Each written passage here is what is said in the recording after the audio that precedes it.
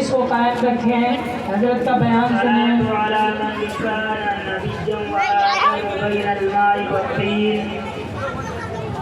وعلى آله وأصحابه أجمعين أما بعد أعوذ بالله من الشيطان الرجيم بسم الله الرحمن الرحيم قال الله تبارك وتعالى في كلامه المجيد والفرقان الحميد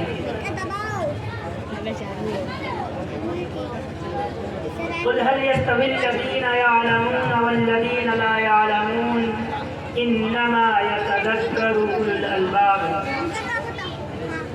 وقال في مقام آخر اقرأ باسم ربك الذي خلق الإنسان من علق اقرأ وربك الأكرم الذي علم بالقلم علم الإنسان ما لم يعلم وقال النبي صلى الله عليه وسلم زور القبور فإنها تذكر الموت أو كما قال عليه الصلاة والسلام وقال النبي صلى الله عليه وسلم في مقام آخر طلب العلم فريضة على كل مسلم ومسلمة محترم حضرات اور عزیز دوستوں،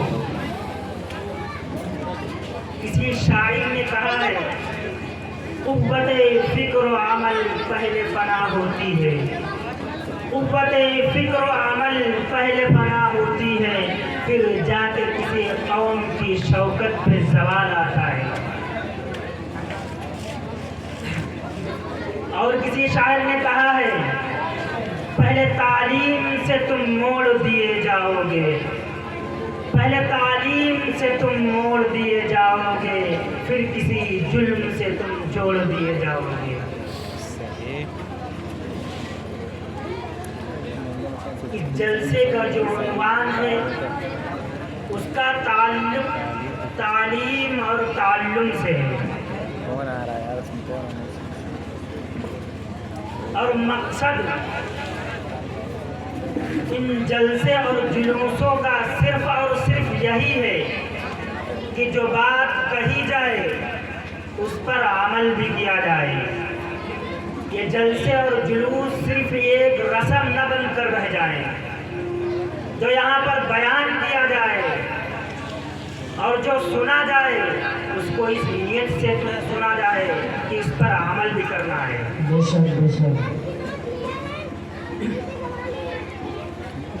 اس جلسے کا مقصد اور اس جلسے کی نسبت مدرسے محمدیہ میں پڑھنے والے تلامذہ کی جانب ہے۔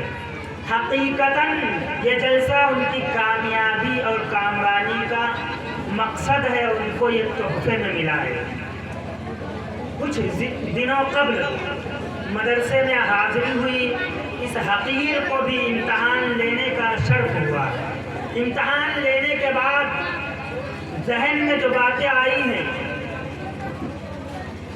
ان کو ذکر کرنا ضروری سمجھتا ہوں۔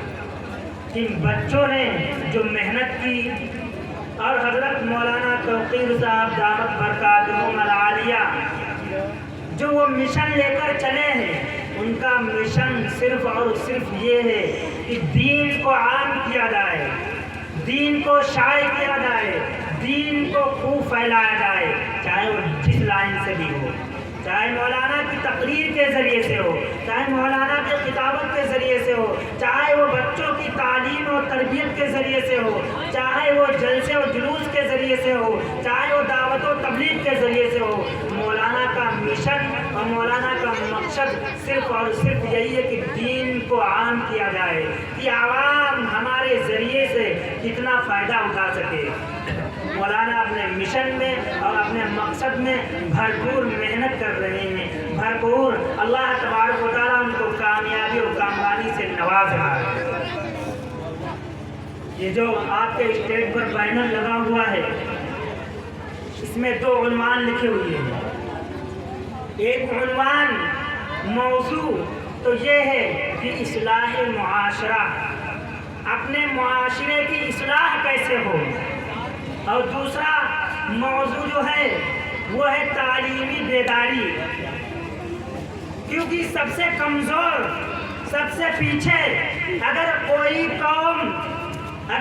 قوم تعلیم کے معاملے میں پیچھے ہے تو مسلمانوں کی ہے. مولانا نے جو موضوع چنا ہے وہ بہت اہم ہے، بہت اچھا موضوع ہے، اور بہتر ہے کہ اسی موضوع سے بات کی جائے. کسی شاعر نے کہا ہے کہ علم و دولت ہے جو لٹتی نہیں، علم و دولت ہے جو لٹتی نہیں، خرچ کرنے سے کبھی گھٹتی نہیں. میرا عزیز دوستو، علم کی 2 قسمیں ہیں. ایک تو دنیاوی علم ہے اور ایک اخروی علم ہے. دنیاوی علم صرف اور صرف دنیا ہی تک محدود رہتا ہے، لیکن اخروی علم سے مراد قرآن و حدیث، فقہ اور مسائل ہے. اخروی علم دنیا میں بھی انسانوں کو عزت دیتا ہے، عزت فراہم کرتا ہے، اور آخرت میں بھی انسانوں کو عزت فراہم کرتا ہے، رسوائی سے بچاتا ہے. علم ایک بہت بڑی دولت ہے.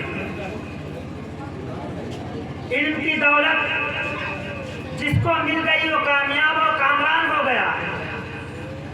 علم ہی وہ دولت ہے جس نے انسانوں کو اشرف المخلوقات بنا دیا. اللہ تبارک و تعالیٰ نے اس روئے زمین پر 18,000 مخلوقات کو پیدا فرمایا ہے. ان 18,000 مخلوقات میں سب سے افضل اگر کوئی مخلوق ہے تو وہ انسانوں کی ہے. وہ کیوں ہے؟ اس وجہ سے کہ اللہ تبارک و تعالیٰ نے انسانوں کو علم سے نوازا ہے، علم عطا کیا ہے، ان کو علم فراہم کیا ہے. علم ہی وہ دولت ہے جس نے حضرت آدم علیہ السلام کو ملائکہ پر شرف حاصل کروایا. علم ہی وہ دولت ہے جس نے آدم علیہ السلام کو ملائکہ پر فضیلت دی. علم ہی وہ دولت ہے جس نے انسانوں کو بادشاہ بنا دیا. علم ہی وہ دولت ہے جس نے حضرت یوسف علیہ السلام کو جیل سے نکلوا کر تخت شاہی پر بٹھایا. علم بہت اہم دولت ہے. علم سے ہمارے اخلاق کا پتہ چلتا ہے. جس آدمی کے اندر علم ہوتا ہے اس کے اخلاق الگ ہوتے ہیں، اس کا چال و چلن الگ ہوتا ہے، اس کا رہن سہن الگ ہوتا ہے، اس کا معاشرہ الگ ہوتا ہے، اس کے گھر اور خاندان کا جو طریقہ ہوتا ہے وہ الگ ہوتا ہے. میں جس علم کی بات کر رہا ہوں اس کا تعلق دین سے ہے. اللہ تبارک و تعالیٰ نے انسانوں کو بے بہا نعمتوں سے نوازا ہے. اللہ تبارک و تعالیٰ نے بہت ساری نعمتوں سے اس انسانوں کو سرفراز کیا ہے. اللہ تبارک و تعالیٰ نے قرآن عظیم میں ذکر فرمایا وَإِن تَعُدُّوا نِعْمَتَ اللَّهِ لَا تُحْصُوهَا. اگر تم اللہ تبارک و تعالیٰ کی نعمتوں کو شمار کرنا چاہو تو شمار نہیں کر سکتے ہو. ان تمام نعمتوں میں سب سے افضل اگر کوئی نعمت اور دولت ہے تو ایمان کی ہے. ایمان کے بعد اگر کوئی دولت ہے تو ایمان کے تقاضوں کے مطابق علم کا حاصل کرنا ہے. مفسرین نے لکھا ہے کہ جس آدمی کے اندر علم نہ ہو وہ آدمی جیسا آدمی نہیں ہے.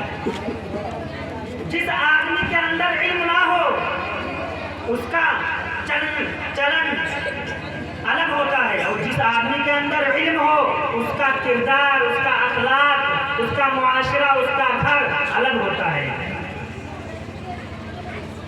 جس آدمی کے اندر علم نہ ہو، جس گھر کے اندر علم نہ ہو وہ گھر ویران ہے. اور جس گھر میں اور جس گاؤں میں، جس معاشرے میں، جس شہر میں، جس محلے میں پڑھانے والے اور پڑھنے والے طالب علم نہ ہو، علم حدیث میں، علم قرآن سیکھنے والے نہ ہو، وہ جگہ، وہ محلہ، وہ شہر ویران ہے.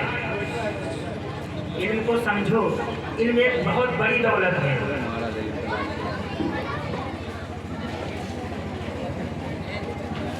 اللہ تبارک و تعالیٰ نے قرآن عظیم میں بات ارشاد فرمائی ہے قُلْ هَلْ يَسْتَوِي الَّذِينَ يَعْلَمُونَ وَالَّذِينَ لَا يَعْلَمُونَ إِنَّمَا يَتَذَكَّرُ أُولُو الْأَلْبَابِ. جو علم والے ہیں اور جو علم والے نہیں ہیں وہ دونوں برابر نہیں ہو سکتے. عقل مند ہی لوگ یہ بات سمجھتے ہیں. علم کا حاصل کر. اور آپ علیہ الصلوۃ والسلام نے ارشاد فرمایا طلب العلم فریضۃ علی کل مسلم و مسلمہ. تمام مسلمانوں کے لیے چاہے وہ مرد ہو یا عورت ان کے لیے علم کا حاصل کرنا فرض ہے. اتنا علم حاصل کرنا فرض ہے جس سے حلال اور حرام کی پہچان ہو جائے, جس سے ہماری زندگی گزارنا آسان ہو جائے, ہماری نمازیں صحیح ہو جائیں. ہم اگر روزہ رکھ رہے ہیں تو ہمیں اس کو معلوم ہونا چاہیے کہ روزہ کن چیزوں سے ٹوٹتا ہے. اگر ہم حج کرنے جا رہے ہیں تو ہمیں حج کے ارکان, حج کے فرائض معلوم ہونا چاہیے, حج کے لزومات معلوم ہونا چاہیے. اتنا علم حاصل کرنا لازم اور ضروری ہے. اسی کو آپ علیہ الصلوۃ والسلام نے ارشاد فرمایا طلب العلم فریضۃ علی کل مسلم. اور ایک جگہ آپ علیہ الصلوۃ والسلام نے اپنی حدیث مبارکہ میں ارشاد فرمایا کہ تم علم حاصل کرو چاہے تمہیں جتنی دور جانا پڑے, چاہے جتنی دور کا سفر کرنا پڑے, لیکن تم علم ہر حال میں حاصل کرو. جتنا ضروری علم حاصل کرنا مردوں کے لیے ضروری ہے, اس سے کہیں زیادہ عورتوں کے لیے بھی علم حاصل کرنا ضروری ہے. ہماری یہاں مائیں بہنیں بیٹھی ہوئی ہیں, ہم ان کی توجہ چاہتے ہیں کہ علم حاصل کرنا جس طریقے سے ایک مرد کے لیے ضروری ہے, کیونکہ مرد کا علم ایک فرد کے لیے ہوتا ہے اور عورت کا علم ایک خاندان کے لیے, ایک گھرانے کے لیے, ایک معاشرے کے لیے, ایک پریوار کے لیے ہوتا ہے. کیوں؟ اس وجہ سے کیونکہ وہ علم ہی کی دولت ہے جس نے محمد احمد کو نظام الدین بنا دیا. وہ ایک عورت ہی کی دین ہے جس نے محمد احمد کو نظام الدین بنا دیا. وہ ایک عورت ہی تھی جس نے خواجہ اجمیری کو معین الدین چشتی بنا دیا. وہ ایک عورت ہی تھی جس نے محمد اسماعیل کو امام بخاری بنا دیا. اور آپ کے قریب میں دو بزرگ ترین ایسے گزرے ہیں جن کا نام پوری دنیا میں ہے, جن کا چرچا پوری دنیا میں ہے. ایک نام ان میں سے حضرت مولانا ابو الحسن علی میاں ندوی رحمۃ اللہ علیہ کا ہے. ان کو اگر مفکر اسلام کسی نے بنایا تو ان کی ماں کہاں تھا, وہ بھی ایک عورت تھی. اور ہمارے قریب کے بزرگ عارف باللہ حضرت مولانا قاری صدیق کا صاحب رحمۃ اللہ علیہ, انہوں کو اگر قاری صدیق بنایا, عارف باللہ بنایا تو ایک عورت ہی تھی. اور ان لوگوں نے پوری دنیا کے اندر علم کا چرچا کیا, پوری دنیا کے اندر علم کو شائع کیا, پوری دنیا کے اندر علم کو پھیلایا. اس وجہ سے جتنا ضروری علم حاصل کرنا ایک مرد کے لیے ضروری ہے, اس سے کہیں زیادہ عورتوں کے لیے بھی علم دین حاصل کرنا ضروری ہے. میں نے خطبے میں ایک آیت کریمہ تلاوت کی تھی, اقرأ باسم ربک الذی خلق خلق الانسان من علق اقرأ وربک الاکرم الذی علم بالقلم.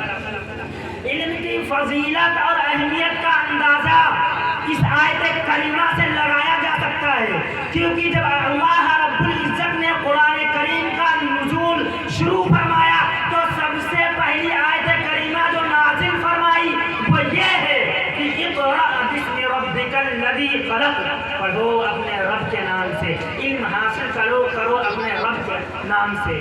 میں کسی دنیاوی علم کی نکیر نہیں کر رہا, میں اس کو منع نہیں کر رہا ہوں. آپ تمام علوم و فنون حاصل کریں, آپ اپنے بچوں کو تمام علوم سکھلائیں, لیکن انہیں قرآن کا علم بھی سکھلاؤ, انہیں احادیث کا بھی علم سکھلاؤ, انہیں مسائل کا بھی علم سکھلاؤ. آپ اپنے بچوں کو ڈاکٹر بناؤ, انجینئر بناؤ, پائلٹ بناؤ, IAS IPS بناؤ, تمام علوم و فنون انہیں سکھاؤ, لیکن خدا را انہیں قرآن بھی پڑھاؤ, انہیں اپنے مدرسوں میں بھی پڑھاؤ, انہیں اپنے مکتب میں بھی پڑھاؤ, انہیں اپنے مسجد تک آنے والا بھی بناؤ, انہیں دیندار بھی بناؤ. اس علم کی عظمت اور فضیلت کا اندازہ اس سے لگایا جا سکتا ہے کہ اگر کوئی عہدے دار ہمارے معاشرے میں, ہمارے شہر میں, ہمارے ضلع میں اعلان کر دے کسی بات کا تو اس کی بات ہم بہت مانتے ہیں. کیوں؟ کہ وہ عہدے والا ہے. لیکن اس آیت کو کون نازل کر رہا ہے اور کون لا رہا ہے اور کس کے اوپر یہ آیت نازل ہو رہی ہے, آپ حضرات اس میں غور کریں. وہ اللہ رب العزت جو اس کائنات کو بنانے والا ہے, وہ اللہ جو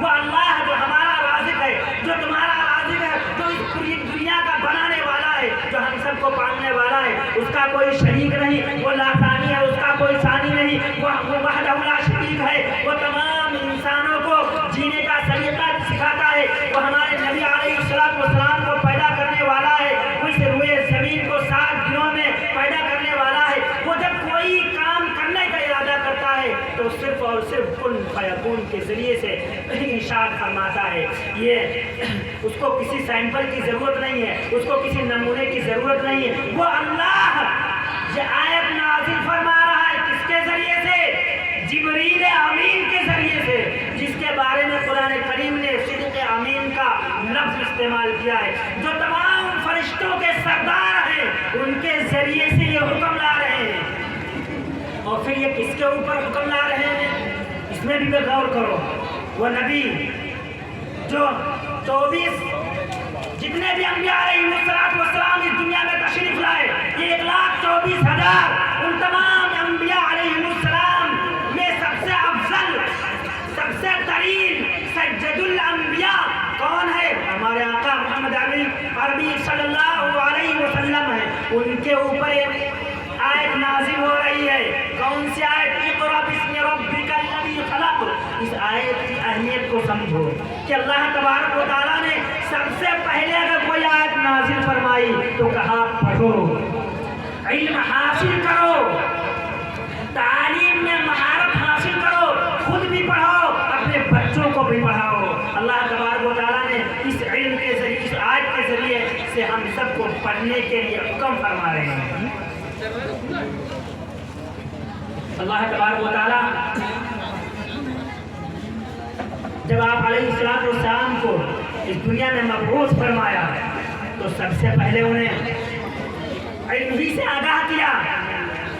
حضرت آدم علیہ السلام کو بھی علم فراہم کیا، حضرت نوح علیہ السلام کو بھی علم عطا کیا، حضرت شیخ علیہ السلام کو بھی علم عطا کیا، حضرت داؤد علیہ السلام کو بھی علم عطا کیا، حضرت عیسیٰ علیہ السلام کو بھی علم عطا کیا، حضرت یعقوب علیہ السلام کو بھی علم عطا کیا، حضرت ابراہیم علیہ السلام کو بھی علم عطا کیا، حضرت اسحاق علیہ السلام کو بھی علم عطا کیا، حضرت موسیٰ علیہ السلام کو بھی علم عطا کیا، تمام نبیوں کو علم عطا کیا۔ اس وجہ سے آخر میں ہمارے نبی آخر الزمان محمد عربی صلی اللہ علیہ وسلم کو بھی علم عطا کیا اور علم فراہم کیا۔ تمام نبیوں پر کتابیں نازل ہوئی اور تمام نبیوں پر صحیفے نازل ہوئے اور آخر میں ہمارے نبی پر قرآن کریم نازل ہوا۔ ہم اپنے بچوں کو تمام تعلیم سے نوازتے ہیں، تمام تعلیمات دیتے ہیں، دلاتے ہیں، اور انہیں فکر رکھتے ہیں کہ ہمارا بچہ پڑھنے کے لیے اسکول کالج جا رہا ہے کہ نہیں جا رہا ہے۔ اگر بچہ پڑھنے میں کمزور ہے تو ٹیوشن لگا دیتے ہیں، لیکن ہماری یہ ذرہ برابر فکر نہیں ہوتی ہے کہ ہمارا بچہ اسکول، مدرسے میں، مکتب میں، مسجد میں پڑھنے کے لیے جا رہا ہے کہ نہیں جا رہا ہے۔ جب بچہ اسکول اور کالج میں پڑھنے میں کمزور ہوتا ہے تو ہم کہتے ہیں کہ بچے کو ٹیوشن اور کوچنگ کی ضرورت ہوتی ہے، لیکن جب ہمارا یہی بچہ مکتب اور مدرسے میں قرآن و حدیث کے پڑھنے میں کمزور ہوتا ہے تو ہم کہتے ہیں کہ حافظ جی اور مولانا صاحب صحیح پڑھاتے نہیں ہیں۔ میرے عزیز دوستوں، علم ایک اہم ترین ضرورت ہے۔ علم کا حاصل کرنا ہر ایک فرد پر ضروری اور لازم ہے۔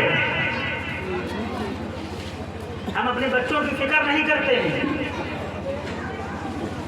کہ ہمارے بچے مکتب میں پڑھنے کے لیے جا رہے ہیں کہ نہیں جا رہے ہیں، وہ علم دین حاصل کر رہے ہیں کہ نہیں حاصل کر رہے ہیں، وہ قرآن کا علم حاصل کر رہے ہیں کہ نہیں حاصل کر رہے ہیں، وہ علوم حدیث حاصل کر رہے ہیں کہ نہیں حاصل کر رہے ہیں۔ یہ تمام نبیوں کا طریقہ رہا ہے، یہ وصیت رہی ہے اور ہمارے بزرگوں کا بھی طریقہ رہا ہے کہ جب ان کی مرنے کا وقت پوری زندگی میں وہ اپنے اولادوں کا، اپنے بچوں کا جائزہ لیتے رہتے ہیں۔ یعقوب علیہ السلام کی جب موت کا وقت قریب آیا تو انہوں نے اپنے بچوں کو بلایا اور ارشاد فرمائی وقال لبنیہ ما تعبدون من بعدی، اے میرے بچوں، میرے مرنے کے بعد تم کس کی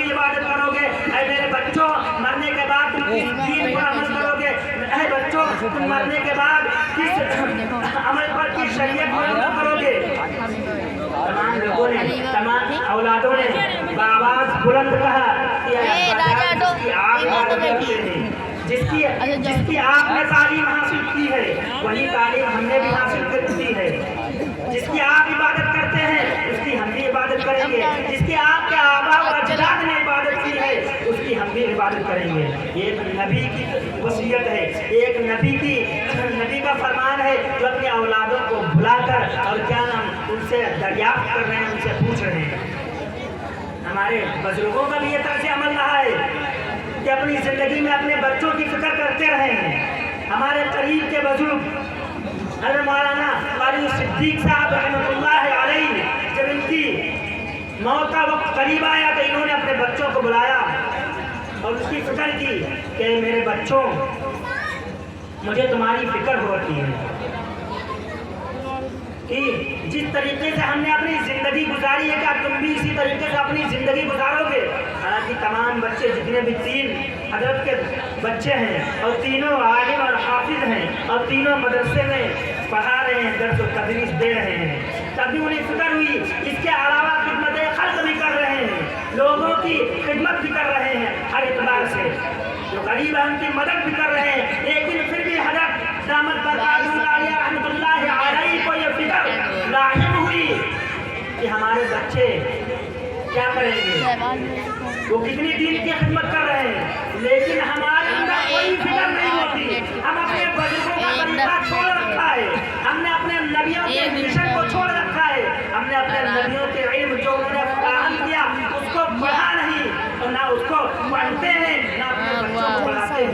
मकतब में हमारा बच्चा पढ़ने के लिए जा रहा है कि नहीं जा रहा है इसकी कोई फिक्र नहीं, मदरसे में हमारा बच्चा पढ़ने के लिए जा रहा है इसकी कोई फिक्र नहीं है।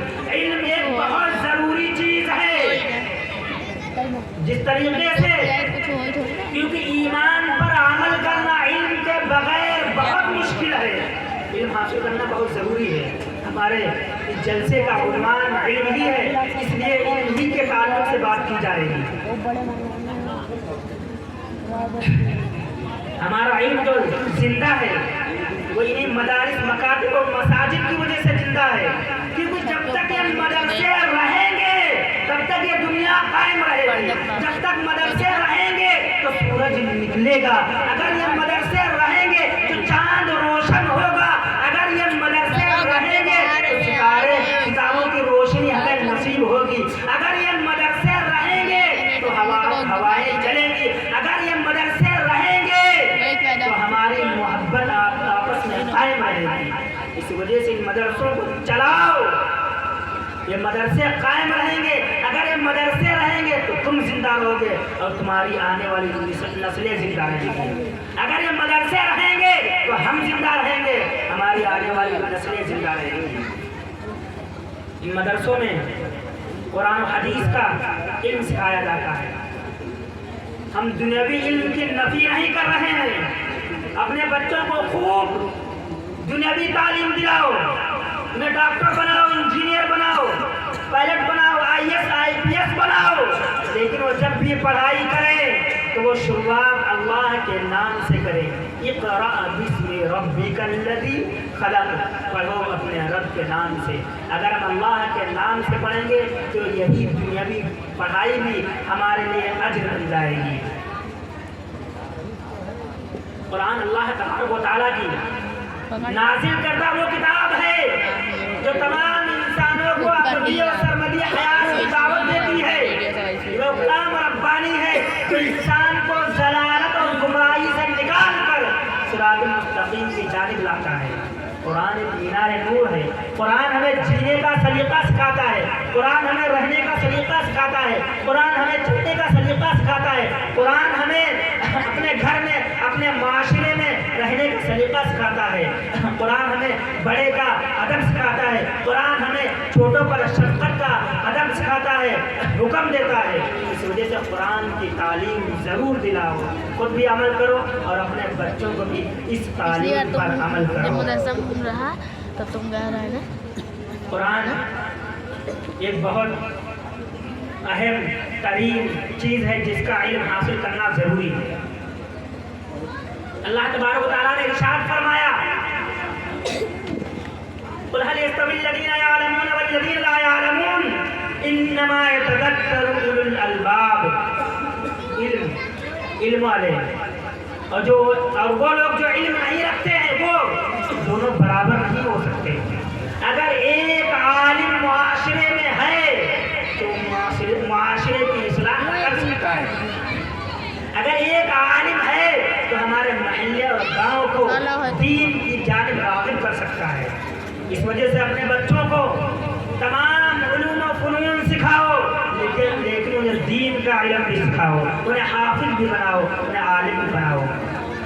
اللہ تبارک و تعالی ہم سب کو علم دین حاصل کرنے کی توفیق عطا فرمائے. اللہ تبارک و تعالی ہم سب کو عمل کرنے کی توفیق عطا فرمائے. علماء کرام تشریف لا چکے ہیں, ہم اپنی بات کو نہیں قبول کرتے ہیں. وآخر دعوانا ان الحمد للہ رب العالمین. ماشاء اللہ علی وقار جناب مولانا محمد تنویر صاحب نے ہمارے دل کے دریچے کو کھول دیا اور اطاعت رسول کا جذبہ پیدا کر دیا. اصحاب رسول صلی اللہ علیہ وسلم